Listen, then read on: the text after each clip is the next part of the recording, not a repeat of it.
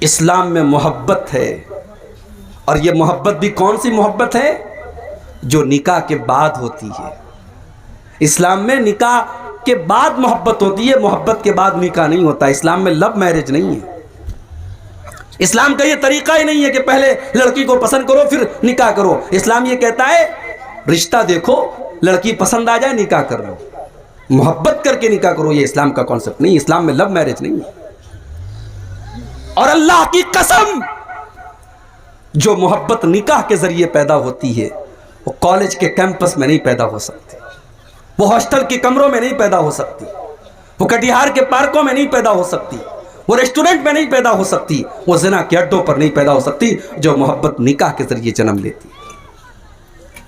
جانتے ہو نکاح والی محبت کیسی ہوتی ہے؟ 60 سال کا بوڑھا ہے، 50 سال کی بڑھیا ہے، نہ بڑھیا کے اندر اب کوئی خوبصورتی بچی ہے، نہ بڈھے کے اندر اب کوئی طاقت بچی ہے، لیکن بڑھیا کو کھانسی آتی ہے تو بوڑھا بے چین ہو جاتا ہے، بوڑھے کے پیٹ میں درد ہوتا ہے بڑھیا بے چین ہو جاتی ہے، بڑھیا 2 دن کے لیے مائکے چلی جاتی ہے، بوڑھے کو رات میں نیند نہیں آتی ہے، بوڑھے کے سر میں رات میں درد ہوتا ہے، بڑھیا اپنی نیند قربان کر کے اپنے شوہر کے سر کو دباتی ہے۔ یہ پیار ہے میرے بھائی، یہ ٹرو لو ہے، یہ محبت ہے۔ یہ محبت کس نے پیدا کی؟ اللہ نے محبت پیدا کی۔ وَمِنْ آيَاتِهِ أَنْ خَلَقَ لَكُم مِّنْ أَنفُسِكُمْ أَزْوَاجًا لِتَسْكُنُوا إِلَيْهَا وَجَعَلَ بَيْنَكُمْ مَوَدَّةً وَرَحْمَةً۔ میرے بندو، اللہ کی بہت بڑی نشانی یہ بھی ہے، اس نے تمہارے لیے تمہارے جوڑے بنائے، اس نے تمہارے لیے تمہاری بیویوں کو بنایا تاکہ تم ان سے سکون حاصل کرو۔ وَجَعَلَ بَيْنَكُمْ مَوَدَّةً وَرَحْمَةً، اور اللہ نے میاں بیوی کے درمیان محبت ڈال دی، رحمت ڈال دی۔ اللہ نے شوہر اور بیوی کے درمیان محبت پیدا کر دی۔ لڑکا لڑکی کو نہیں جانتا، اس نے کبھی شکل بھی شادی کے پہلے نہیں دیکھی تھی، اس کے ماں باپ گئے، لڑکی کو پسند کیا، نکاح ہو گیا، مولوی صاحب نے اللہ کا قرآن پڑھا، کلام پڑھا، نکاح ہو گیا۔ دونوں میں اتنی محبت ہو گئی، اتنی محبت ہو گئی کہ لڑکا اگر پردیس میں جانے لگتا ہے، لڑکی کی آنکھوں سے آنسو بہنے لگتے ہیں، وہ اپنے شوہر کی جدائی برداشت نہیں کر پاتی۔ اللہ نے فرمایا یہ محبت پیدا کرنے والے ہم ہیں۔ میرے بندو، یہ سچی محبت ہے، یہ سچا پیار ہے جو اس کے دل میں ہم نے ڈالا ہے، جو شوہر کے دل میں بیوی کے لیے ہم نے ڈالا، جو بیوی کے دل میں شوہر کے لیے ہم نے ڈالا۔ آج ہمارا نوجوان زنا کے اڈوں کی طرف جا رہا ہے۔ مسلمان لڑکیاں آج غیروں کے ساتھ بھاگ رہی ہیں، مرتد ہو رہی ہیں۔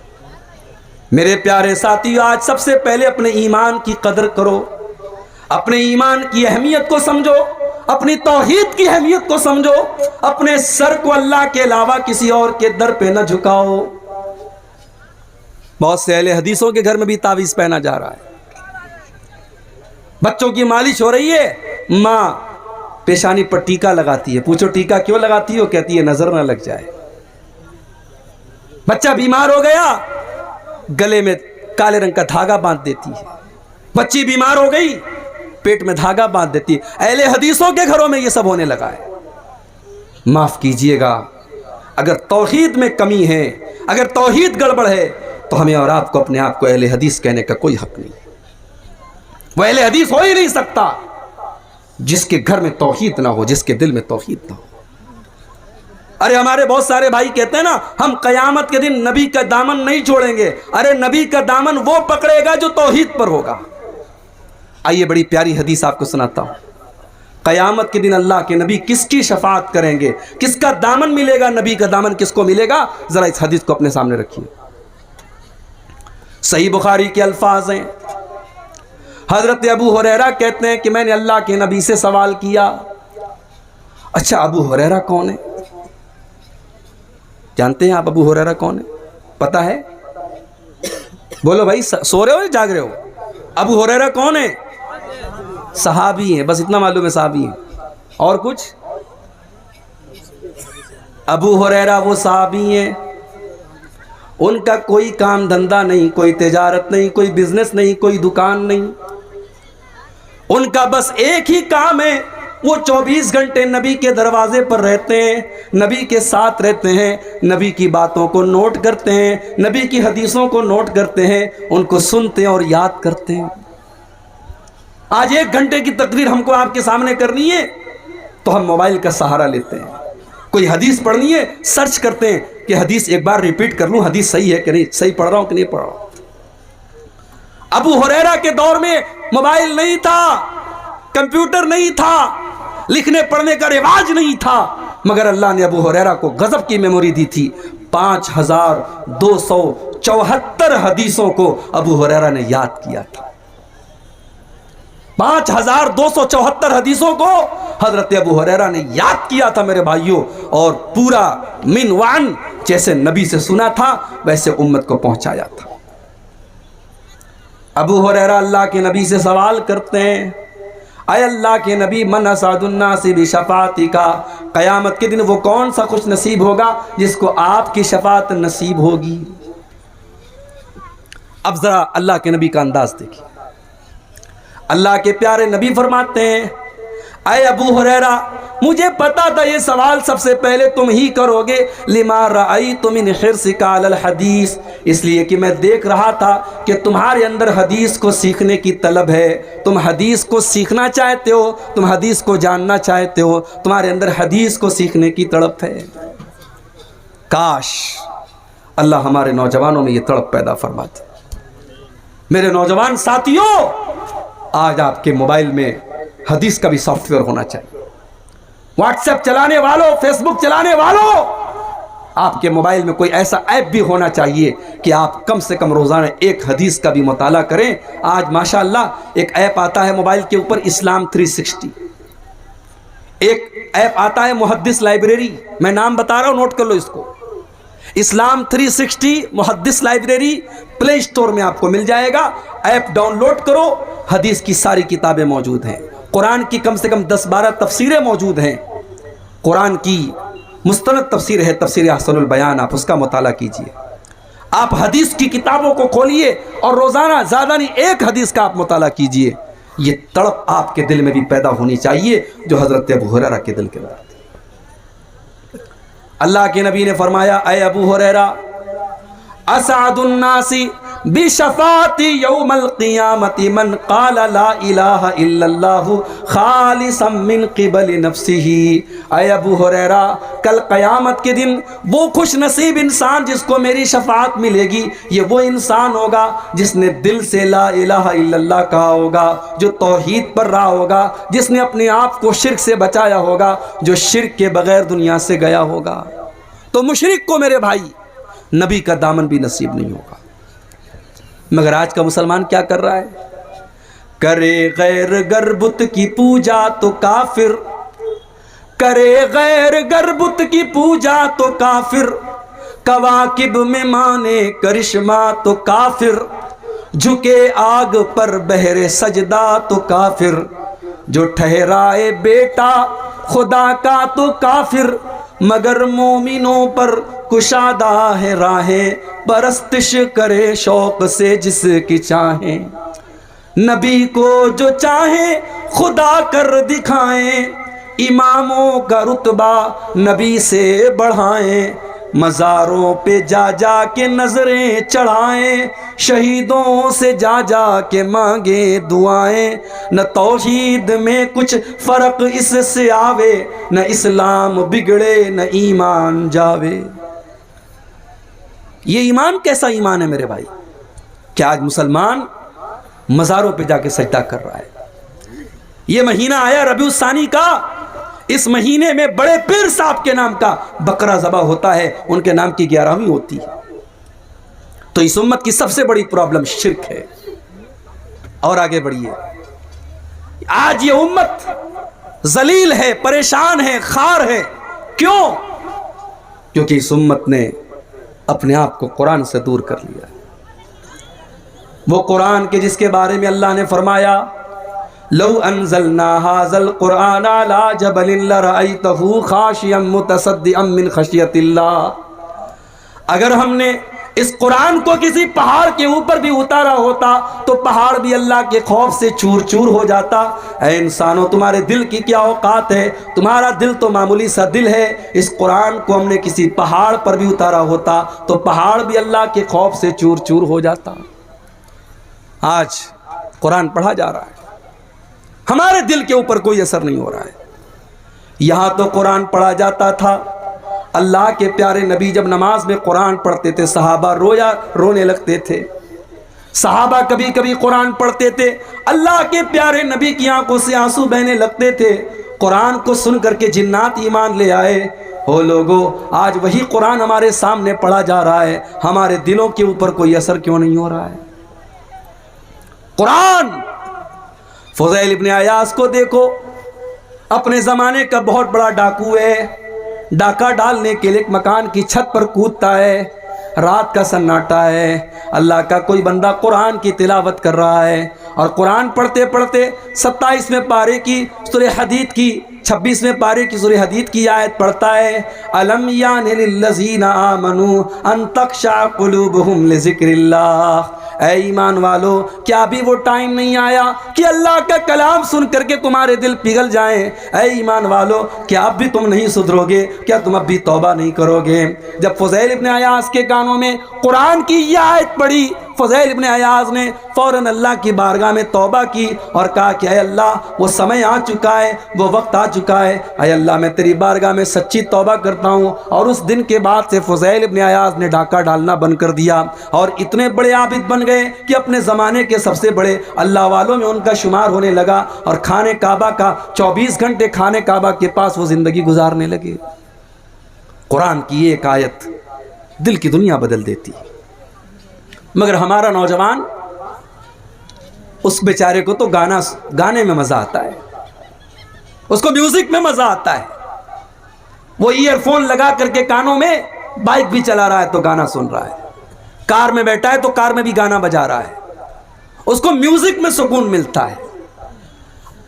الا بذکر اللہ تطمئن القلوب، میرے بندو تم اللہ کو یاد کیا کرو، اللہ کا ذکر کیا کرو، اللہ کے ذکر سے دلوں کو سکون ملتا ہے۔ اور جس دل کو گانے سے سکون ملے، جس دل کو میوزک سے سکون ملے، سمجھ جاؤ کہ وہ دل مردہ ہو چکا ہے۔ اس دل کی جنازے کی نماز پڑھ لو، وہ دل مردہ ہو چکا ہے۔ دل اگر زندہ ہے تو اس کو قرآن کے ذریعے سکون ملے گا۔ آج ہمارا نوجوان قرآن نہیں پڑھتا، قرآن نہیں سنتا۔ کسی اچھے قاری کی آواز میں قرآن پڑھو، کبھی یوٹیوب کھولو، اس پہ لکھو سورہ مریم شیخ سعود الشریم کی آواز میں، سورہ مریم شیخ سدیس کی آواز میں، سورہ رحمان شیخ معیقلی کی آواز میں، شیخ منشاوی کی آواز میں سورہ مریم۔ کسی اچھے قاری کی آواز میں آپ قرآن کی تلاوت سنو میرے بھائی، اللہ کی قسم آپ کا دل باغ باغ ہو جائے گا، آپ کی روح سرشار ہو جائے گی۔ اللہ کے کلام میں آج بھی وہ کشش ہے، وہ اٹریکشن ہے، مگر ہم نے قرآن کو تبرک کی کتاب بنا دیا۔ قرآن کی ضرورت کب پڑتی ہے؟ بھائی بھائی میں جھگڑا ہوا، چلو قرآن اٹھاؤ قسم کھانے کے لیے۔ قرآن کی ضرورت کب پڑتی ہے؟ قرآن کو چومنے کے لیے۔ قرآن کی ضرورت کب پڑتی ہے؟ قرآن کو پڑھ کر کے کسی کو دم کرنے کے لیے نہیں میرے بھائی۔ قرآن کا یہ سارا مقصد بعد میں ہے۔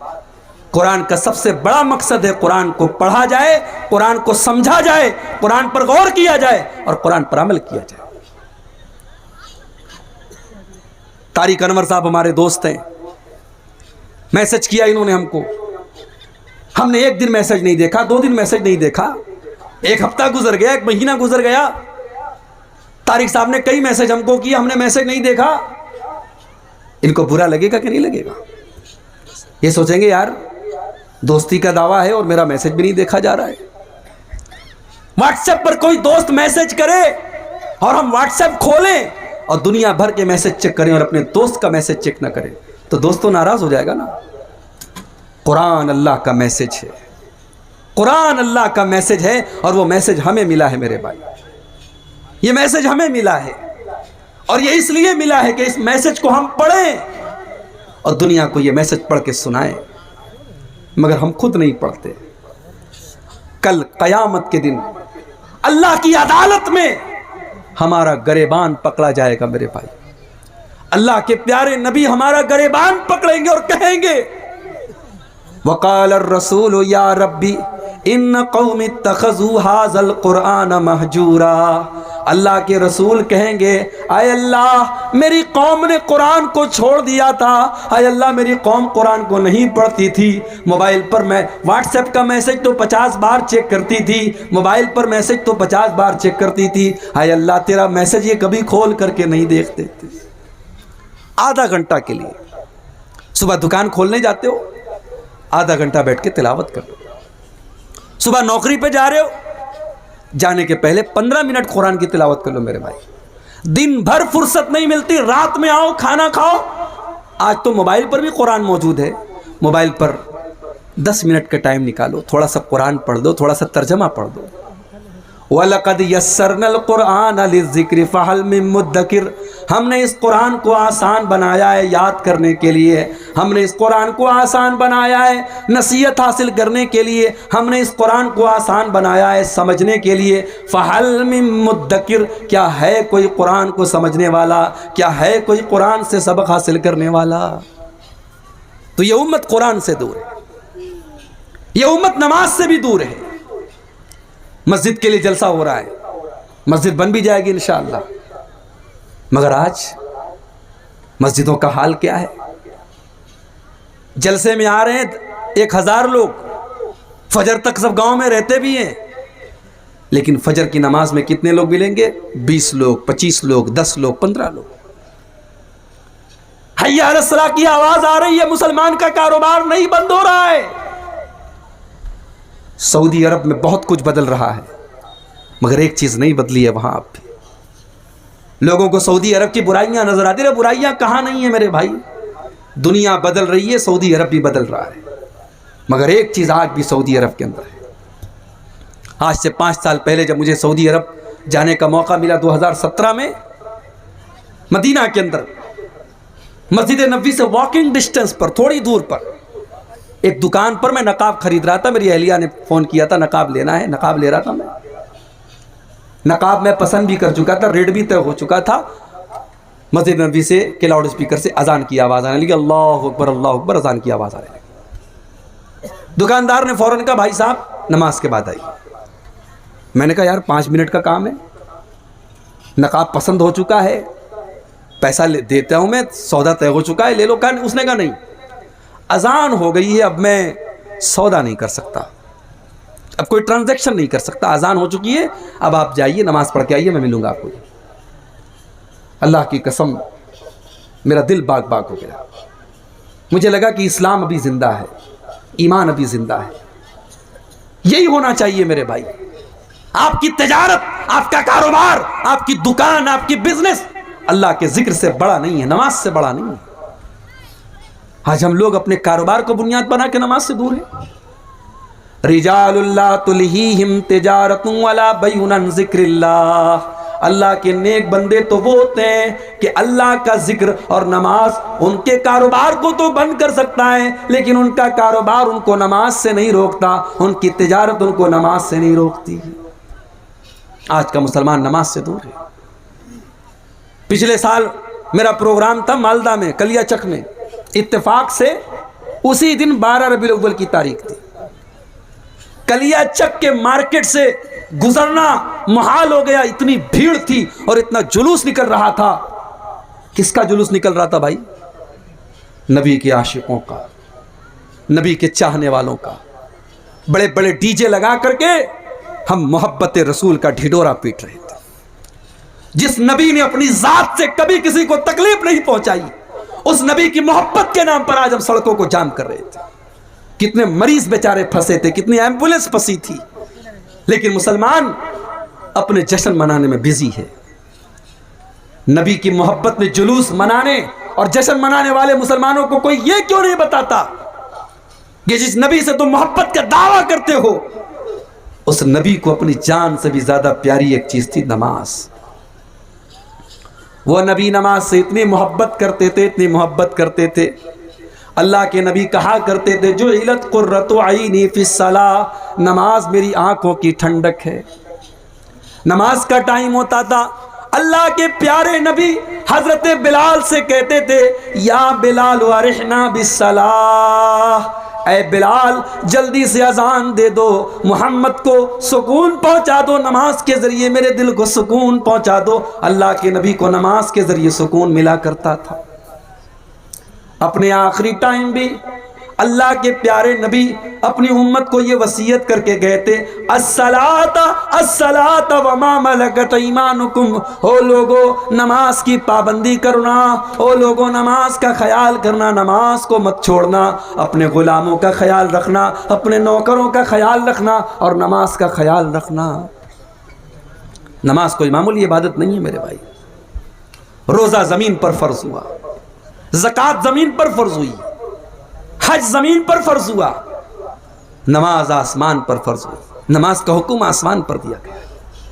اس میں اشارہ ہے اس بات کی طرف کہ اے مومن، اگر تو اللہ والا بننا چاہتا ہے، تو اللہ کے اونچا مقام پانا چاہتا ہے، تو نماز کی پابندی کر۔ تو بغیر نماز کے اللہ والا نہیں بن سکتا ہے۔ مسجد تو بنا لی شب بھر میں ایمان کی حرارت والوں نے، من اپنا پرانا پاپی تھا برسوں میں نمازی بن نہ سکا۔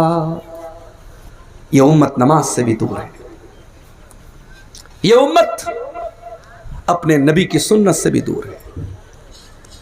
نماز پڑھ رہی ہے، کیسے پڑھ رہی ہے؟ جیسے باپ دادا پڑھتے تھے۔ کوئی سینے پر ہاتھ باندھ رہا ہے، کوئی نیچے باندھ رہا ہے، کوئی ناپ پر باندھ رہا ہے۔ یہ جاننے کی کوشش نہیں کہ نبی کا طریقہ کیا تھا۔ یہ امت سنت سے دور ہے، اور اسی لیے آج اس امت کے اندر طرح طرح کا اختلاف ہے۔ اتنا اختلاف ہے، اتنا اختلاف ہے کہ ربیع الاول کا مہینہ آیا، ایک بڑا بینر میں نے دیکھا سوشل میڈیا کے اوپر، فیس بک کے اوپر، بینر پہ لکھا تھا وہابی، اور ساتھ میں گالی لکھی تھی، وہابی کے نام کے ساتھ گالی لکھی تھی۔ اتنی نفرت ہے۔ شادی کے کارڈ میں، باقاعدہ شادی کے کارڈ میں چھاپا جاتا ہے یہ شادی فلاں فلاں مسلک کی ہے، اس میں فلاں فلاں مسلک کے لوگ نہ آئے۔ ایک شادی کا ویڈیو آیا میرے بنارس شہر کا کہ شادی ہو رہی ہے، بارات نکل رہی ہے، اور بارات میں اعلان ہو رہا ہے لاؤڈ اسپیکر میں کہ اس بارات میں جتنے وہابی ہیں اور جتنے دیوبندی ہیں وہ چلے جائیں، ورنہ ان کو مار کے بھگایا جائے گا۔ کتنی مسجدیں ہیں، مسجدوں کے باہر لکھا ہوا ہے یہ مسجد فلاں فلاں مسلک کی ہے، اس میں فلاں فلاں مسلک کے لوگ نہ آئے۔ کیا میرے نبی کی تعلیم ہے؟ میرے نبی کی یہ تعلیم نہیں ہو سکتی۔ میرے نبی کا حال تو یہ کہ مسجد میں ایک دیہاتی آتا ہے، ایک عربی آتا ہے، اور جہاں پر نماز پڑھی جاتی ہے وہاں پر وہ کھڑا ہو کر کے پیشاب کرنے لگتا ہے۔ صحابہ کرام اس کو مارنے کے لیے دوڑتے ہیں۔ اللہ کے نبی اپنے صحابہ سے کہتے ہیں لا تظلموا، رک جاؤ، اسے پیشاب کر لینے دو۔ اگر تم اس کو روکنے کی کوشش کرو گے وہ ادھر ادھر جائے گا اور پیشاب اور پھیل جائے گی، اس کو پیشاب کر لینے دو، اس کو مت روکو۔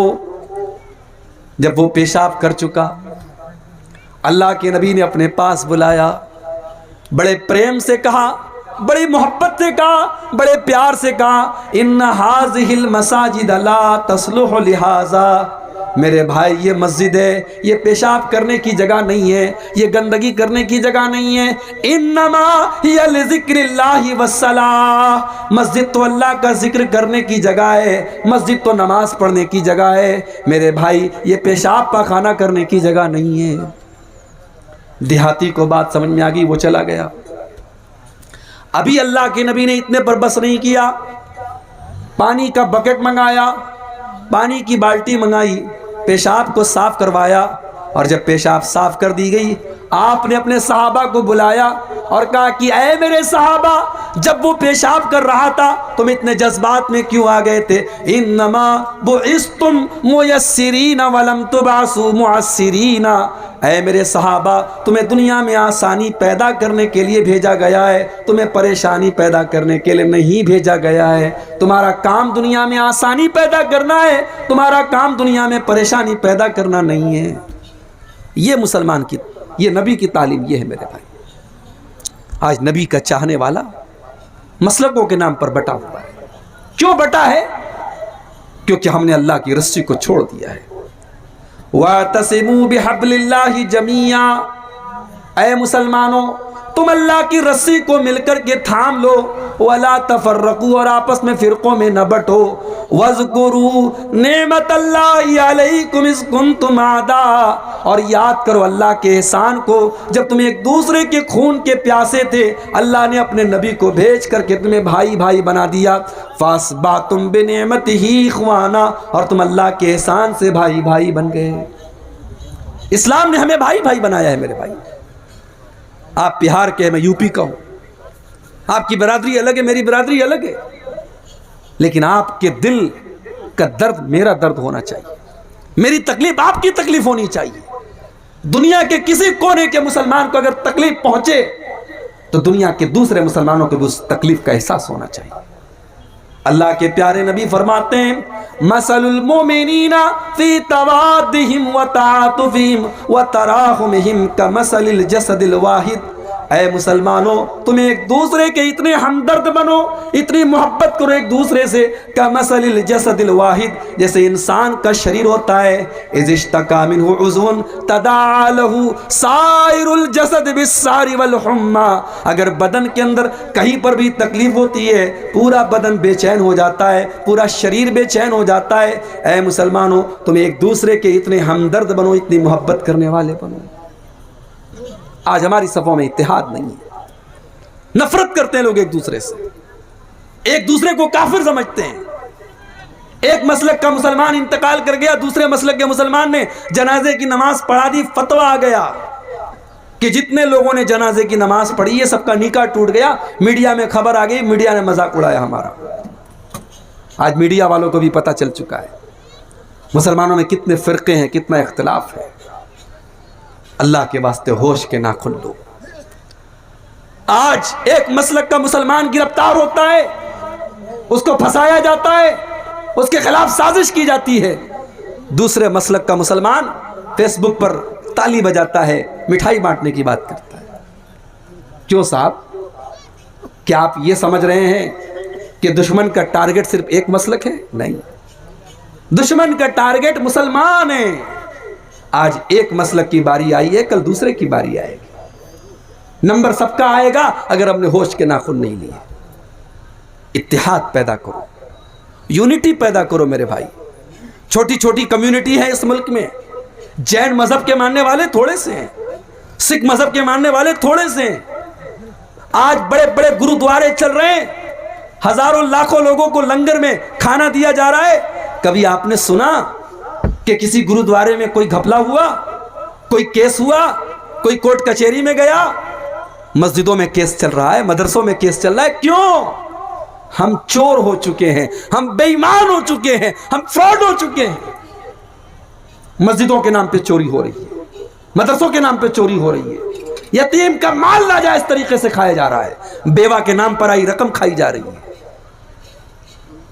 ये उम्मत ऐसे ही परेशान नहीं है मेरे भाई, बड़े मसले हैं इस उम्मत के।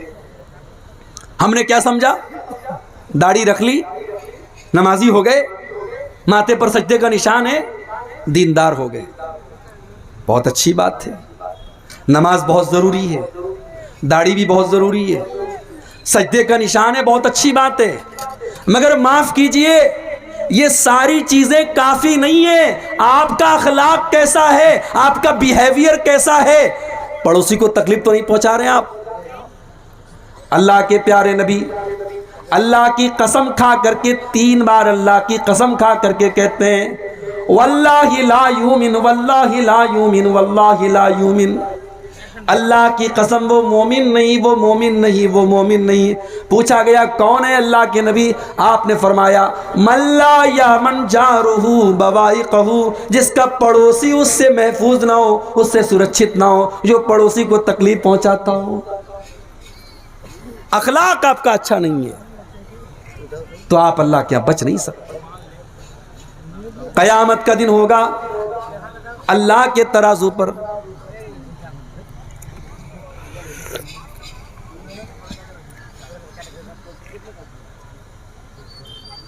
कयामत का दिन होगा, अल्लाह के तराजू पर सबसे भारी चीज कौन सी होगी? اللہ کے پیارے نبی فرماتے ہیں ما من شیء یوضع فی المیزان اثقل من حسن الخلق، قیامت کے دن اللہ کے ترازو پر سب سے بھاری چیز اگر کوئی ہوگی تو بہترین اخلاق ہوں گے، اچھے اخلاق ہوں گے۔ اخلاق کو اچھا بناؤ میرے بھائی۔ بھارت میں آج بھی لوگ قرآن نہیں پڑھتے، لوگ حدیث نہیں پڑھتے، لوگوں نے نبی کی سیرت کو بھی نہیں پڑھا، لوگ ہمیں اور آپ کو پڑھتے ہیں۔ آپ ٹرین پہ سفر کرتے ہیں، لوگ آپ پر خاص نظر رکھتے ہیں۔ مسلمان کیسا کرتا ہے؟ آپ سیٹ پر بیٹھے ہیں، کوئی بڑھیا عورت آ گئی، آپ اپنی سیٹ خالی کر دیجئے، اس کو بٹھا لیجئے۔ کوئی پریگننٹ عورت آ گئی، آپ کھڑے ہو جائیے، کہیے بیٹھ جائیے۔ کوئی بوڑھے بزرگ نظر آ گئے، چچا آئیے آپ بیٹھ جائیے۔ راستے میں آپ جا رہے ہیں، کوئی بوڑھا جا رہا ہے لاٹھی لے کر کے سڑک کے اس پار، اس کو جانا ہے، آپ کو جلدی بھی ہے، کہیں کام ہے، لیکن آپ نے ہاتھ پکڑا، چچا آئیے میں آپ کو سڑک پار کرا دیتا ہوں۔ یہ اخلاق ہے میرے بھائی۔ اس کا جو اثر پڑے گا سامنے والے کے دل پر، وہ آپ کی کتابوں کا نہیں پڑے گا، وہ آپ کی تقریروں کا نہیں پڑے گا، آپ کے اخلاق کا دل پر اثر پڑے گا۔ اور یہی کام کیا تھا جناب محمد الرسول اللہ صلی اللہ علیہ وسلم نے۔ ظالم سے لیا ظلم کا بدلہ نہ کسی وقت، ظالم سے لیا ظلم کا بدلہ نہ کسی وقت، مارا بھی تو اخلاق کی تلوار سے مارا۔ میرے نبی نے تو کسی سے بدلہ بھی نہیں لیا۔ جن لوگوں نے نماز کی حالت میں آپ کی گردن میں چادر ڈال کر کے آپ کا گلا دبانے کی کوشش کی تھی، جن لوگوں نے آپ کے اوپر نماز کی حالت میں اونٹنے کی بچہ دانی لا کر کے رکھ دی تھی، جن لوگوں نے آپ کی بیٹی زینب کے اوپر حملہ کر کے ان کو موت کے گھاٹ اتار دیا تھا، جن لوگوں نے آپ کو آپ کے وطن سے نکلنے پر مجبور کر دیا تھا، جن لوگوں نے طائف میں آپ پر پتھر برسائے تھے، اللہ کے نبی نے کسی سے بھی بدلہ نہیں لیا۔ اور جب بدلہ لینے کا موقع آیا، مکہ والے لائن سے آپ کے سامنے کھڑے ہیں، آپ بدلہ لے سکتے ہیں، آپ سب کی گردن مار سکتے ہیں، آپ نے فرمایا لا تثریب علیکم اليوم اذهبوا انتم الطلقاء، اے مکہ والو جاؤ تم سب کے سب آزاد ہو، محمد الرسول اللہ کسی سے انتقام نہ لیں گے، کسی سے بدلہ نہیں لیں گے۔ آج اخلاق سے ہم دور ہیں میرے بھائی۔ آج ہمارا اخلاق اپنے پڑوسی کے ساتھ کیسا ہے، اپنے بچوں کے ساتھ ہمارا اخلاق کیسا ہے، اپنی بیوی کے ساتھ ہمارا اخلاق کیسا ہے؟ جانتے ہو انسان کے اخلاق کی پریچھا ہوتی ہے اس کے گھر میں۔ انسان زمانے کے لیے اچھا ہو، اپنے گھر والوں کے لیے اگر اچھا نہیں ہے تو وہ اچھا نہیں ہے۔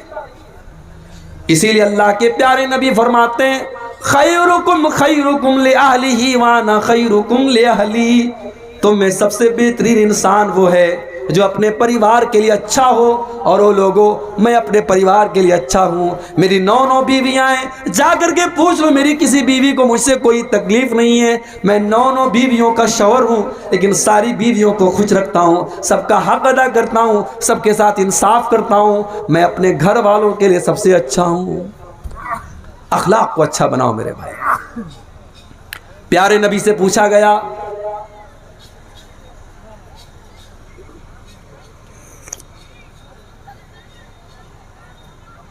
اللہ کے پیارے نبی سے پوچھا گیا اے اللہ کے نبی جنت میں کون سی چیز سب سے زیادہ لے کر کے جائے گی؟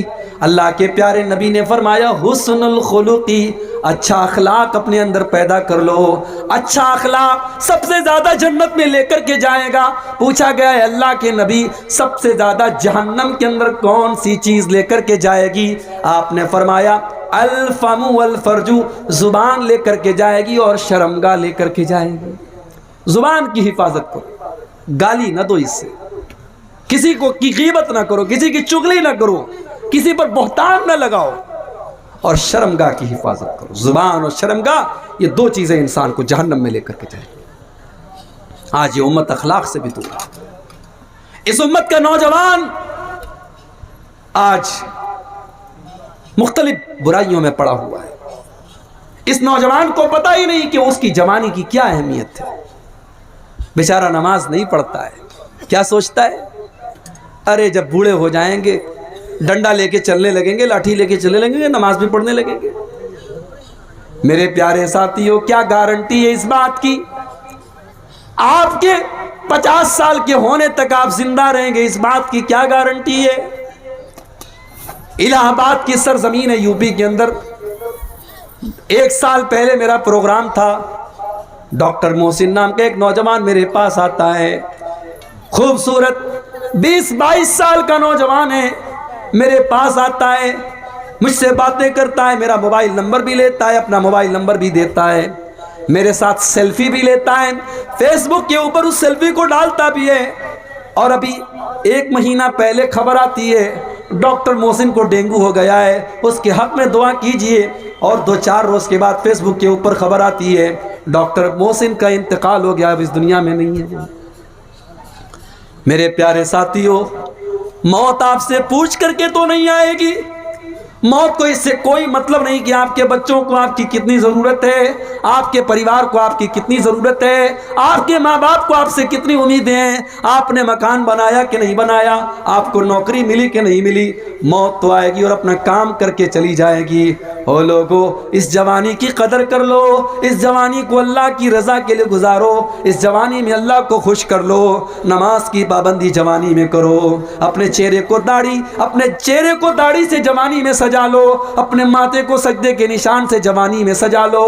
اللہ کے پیارے نبی فرماتے ہیں اغتنم خمسن قبل خمسن، او لوگو 5 چیزوں کی قدر کرو، 5 چیزوں کی ویلو کو سمجھو، 5 چیزوں کے آنے کے پہلے، شبابک قبل حرمک، اپنی جوانی کی قدر کرو اپنے بڑھاپے کے آنے کے پہلے، وصحتک قبل سقمک، اپنی تندرستی کی قدر کرو اپنے بیمار ہونے کے پہلے، وغناک قبل فقرک، اپنی دولت کی قدر کرو غریب ہونے کے پہلے، وفراغک قبل شغلک، اپنے ٹائم کی قدر کرو اس کے پہلے کہ تم بزی ہو جاؤ، وحیاتک قبل موتک، اور اپنی زندگی کی قدر کرو اس کے پہلے کہ تم کو موت آ جائے۔ قدر کرو اپنی جوانی کی، جوانی کا سجدہ، جوانی کی عبادت اللہ کو بہت پسند ہے۔ کل قیامت کا دن ہوگا، اللہ کی بارگاہ میں کوئی بھی گرمی سے بچنے والا نہیں ہوگا، سورج 1 میل کی دوری پر ہوگا، اللہ تعالیٰ اپنے کچھ خوش نصیب بندوں کو اپنے عرش کا سایہ دے گا، ان خوش نصیب بندوں میں میرے نوجوان ساتھیوں آپ بھی رہیں گے۔ شرط کیا ہے؟ شرط بس ایک ہے، وَشَابٌ نَشَا فِي عِبَادَةِ اللَّهِ، وہ نوجوان جس نے اپنی جوانی کو من مانے طریقے سے نہیں گزارا ہوگا، جس نے اپنی جوانی میں اللہ کی عبادت کی ہوگی، جس نے جوانی میں نماز کی پابندی کی ہوگی، جس نے جوانی کو مستانی نہیں بنایا ہوگا، جس نے جوانی کو زناکاری سے بچایا ہوگا، جس نے جوانی میں اپنے آپ کو شراب سے بچایا ہوگا، جس نے جوانی میں اپنے آپ کو نشے سے بچایا ہوگا، جس نے جوانی میں اپنے آپ کو عشق و محبت کے چکر سے بچایا ہوگا، اس نوجوان لڑکی اور لڑکے کو اللہ تعالیٰ قیامت کے دن اپنے عرش کا سایہ دے گا، جس نے اپنی جوانی کی حفاظت کی ہوگی۔ اور آخری بات، اس امت کی پرابلم کی ایک بہت بڑی وجہ یہ بھی ہے میرے بھائی، اس امت کی عورتوں کا بگاڑ۔ میری ماں بہنوں، آپ کو یہ سمجھنا پڑے گا کہ آپ کی ذمہ داری مردوں سے زیادہ ہے۔ ایک لڑکا اگر بگڑا تو ایک انسان بگڑا، ایک عورت اگر غلط راستے پر گئی تو ایک پورا پریوار غلط راستے پر جائے گا۔ عورت ماں بھی ہے، عورت بہن بھی ہے، عورت بیٹی بھی ہے، عورت بیوی بھی ہے۔ اسی لیے عورت کی تربیت پر خاص طور سے شریعت نے توجہ دی ہے۔ اگر عورت ماں ہے، اسلام یہ کہتا ہے اس کے قدموں کے نیچے جنت ہے۔ عورت اگر بیٹی ہے، اللہ کے نبی کہتے ہیں اس کی پرورش کرو تم جنت میں چلے جاؤ گے۔ عورت اگر بیوی ہے، اللہ کے نبی فرماتے تمہیں سکون پہنچاتی ہے۔ او میری پیاری ماں بہنوں، زیادہ کچھ نہیں کرنا ہے، بس 4 کام کر لو کامیاب ہو جاؤ گی۔ صرف 4 کام کر لو، عورت کو 4 کام کر لے کامیاب ہے وہ۔ ایوم امرات سلت خمسها وصامت شهرها واطاعت زوجها واحسنت فرجها، جو عورت 5 ٹائم کی نماز کی پابندی کرے۔ میری پیاری ماں بہنوں، آج کتنی عورتیں جو نماز کی پابندی نہیں کرتی ہیں، اور جب ان سے کہا جاتا ہے تم نماز کیوں نہیں پڑھتی ہو، کہتی ہیں مولوی صاحب چھوٹا بچہ ہے پیشاب کر دیتا ہے، کپڑے پاک نہیں رہتے، کپڑے صاف نہیں رہتے۔ او میری پیاری ماں بہنوں، کیا حضرت فاطمہ نے بچے نہیں پالے تھے؟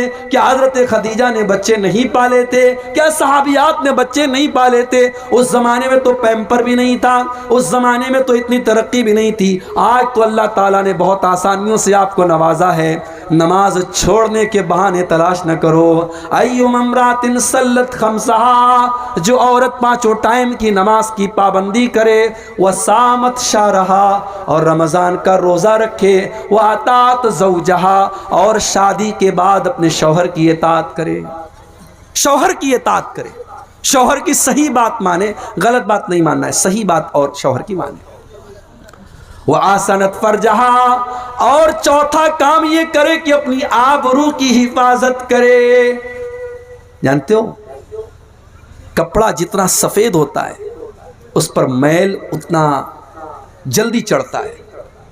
جیسے یہ کپڑا میں پہنے ہوں، یہ ہرے کلر کا کپڑا ہے، میلا بھی ہو جائے گا پتہ نہیں چلے گا۔ یہ وائٹ ہوتا بہت جلدی میلا ہو جاتا ہے۔ عورت کا کیریکٹر بھی سفید کپڑے کی طرح ہے، ایک معمولی سا غلط کام اس کے کیریکٹر کو داغدار بنا سکتا ہے۔ اللہ کے نبی نے فرمایا وَأَحْسَنَتْ فَرْجَهَا، جو عورت اپنی آبرو کی حفاظت کرے، اپنی شرمگاہ کی حفاظت کرے۔